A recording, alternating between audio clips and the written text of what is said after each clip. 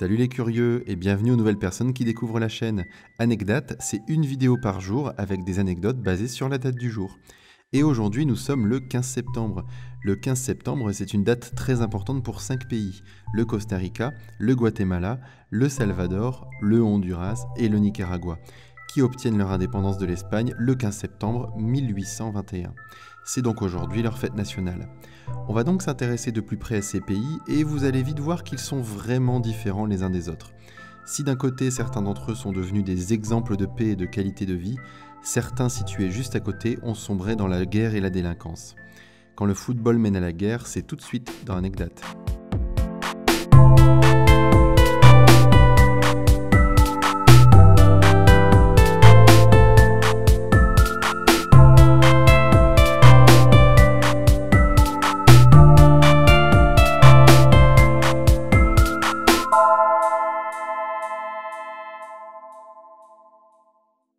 Quand on regarde sur une carte, on constate que ces 5 pays sont collés l'un à l'autre. Pour ceux qui sont nuls en géographie, dézoomons un peu. Tous ces pays se situent en Amérique centrale, entre le Mexique et la Colombie, près des Caraïbes. Maintenant que vous situez bien où nous sommes, on va pouvoir s'intéresser au grand contraste qu'il y a entre ces pays. Avant de parler de guerre et de délinquance, commençons par le positif, le Costa Rica. Alors peu de gens le savent, mais le Costa Rica est un pays très avancé en termes d'énergie renouvelable. Par exemple, en 2015, le pays a pu établir un record, 75 jours d'affilée sans utiliser d'énergie fossile, c'est-à-dire qu'il n'utilise comme source d'énergie que des énergies renouvelables comme l'eau ou la géothermie. En 2015 toujours, son électricité a été produite à 80% par des centrales hydroélectriques et à 10% par la géothermie. Sur les 10% restants, 8,9% ont été produits grâce à des éoliennes, ce qui représente en tout 98,9% d'énergie renouvelable. C'est vraiment génial qu'un pays puisse autant fonctionner à l'énergie propre. À ma connaissance, seule l'Islande pourrait rivaliser en termes d'énergie propre.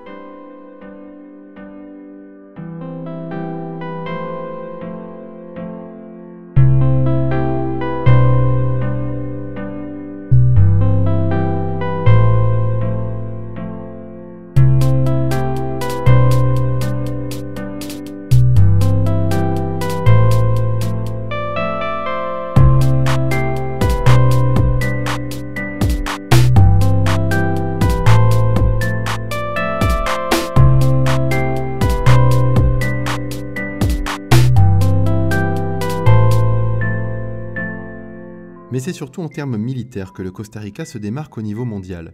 C'est un des rares pays à ne pas avoir d'armée. Oui, vous avez bien entendu, ce pays ne possède aucune armée depuis bientôt 70 ans.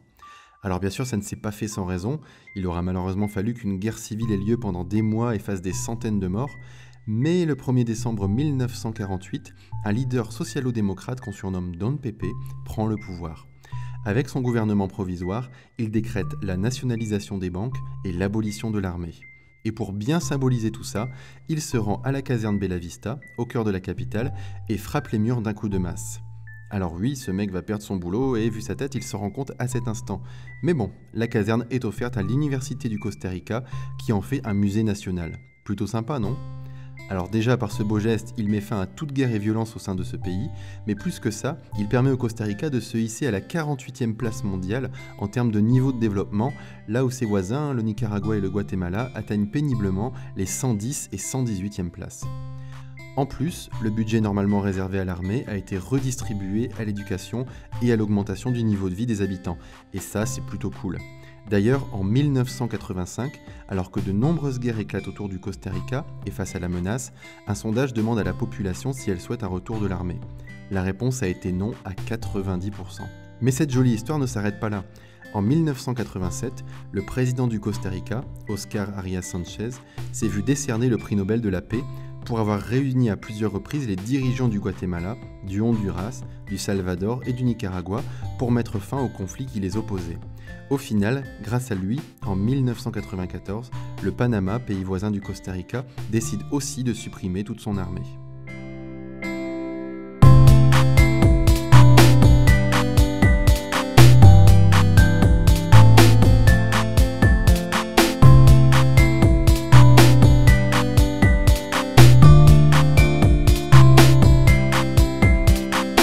C'est vraiment une belle histoire à raconter, on aimerait voir ça plus souvent, vous trouvez pas? En tout cas, c'est vraiment appréciable de voir qu'une bonne idée peut se répandre dans un pays voisin. Alors malheureusement, pour les autres pays voisins justement, ça ne se passe pas aussi bien, voire même pas du tout. Pour simplement le démontrer par des chiffres, le Salvador, le Guatemala et le Honduras recensaient en 2015 17 422 homicides pour une trentaine de millions d'habitants. Si on divise ces chiffres, on obtient une chance sur 1722 de mourir d'un homicide chaque année. C'est chaud. Mais attendez, comparons avec la France pour voir. En 2015, 932 homicides ont été recensés en France pour 66,9 millions d'habitants, soit une chance sur 71 781 d'être tué par an. Donc oui, vous avez 41 fois plus de chances de vous faire tuer là-bas qu'en France. 41 fois plus de chances, c'est de la folie. Je me suis amusé à prendre les chiffres de la route pour voir, et c'est encore pire. En France, 3649 personnes ont été tuées sur la route l'année passée pour 66,9 millions d'habitants. Ce qui fait une chance sur 18 334 de mourir d'un accident de voiture. Vous avez bien compris, vous avez 10 fois plus de chances de mourir d'un homicide dans ces pays que d'un accident de la route en France. C'est complètement dingue. D'ailleurs, le Guatemala, le Salvador et le Honduras font tous partie des 10 pays les plus dangereux du monde.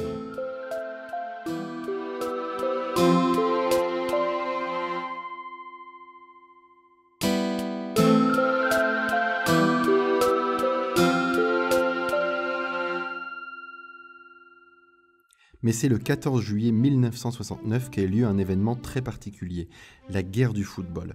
Cette guerre opposa donc le Salvador et le Honduras et ne dura que quelques jours, d'où le nom de guerre de 100 heures. Alors désolé d'avance pour la faible qualité des images, mais ce sont des documents d'époque, difficiles à retrouver.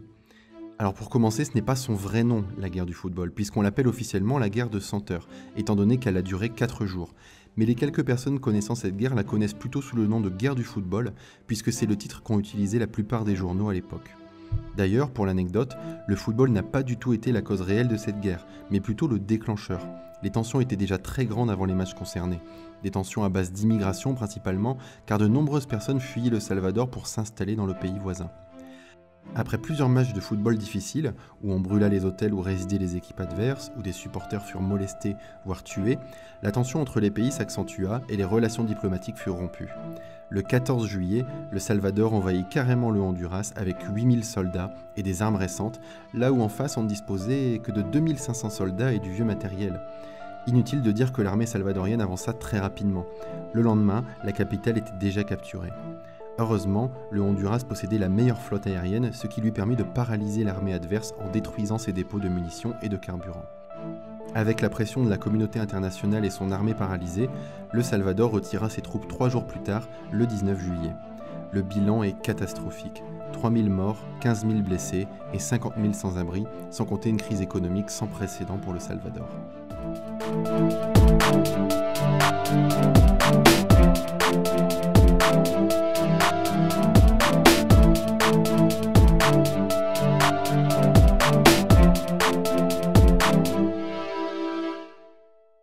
Vous l'avez vu, des pays prenant leur indépendance en même temps et étant collés l'un à l'autre peuvent vraiment évoluer différemment, en bien ou en mal.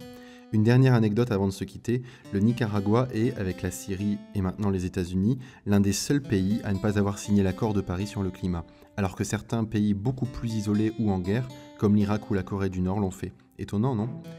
En tout cas, c'est tout pour aujourd'hui, j'espère que vous aurez appris des choses. Je vous laisse vous abonner et mettre un pouce bleu si vous avez apprécié la vidéo, ça serait vraiment sympa pour faire connaître la chaîne.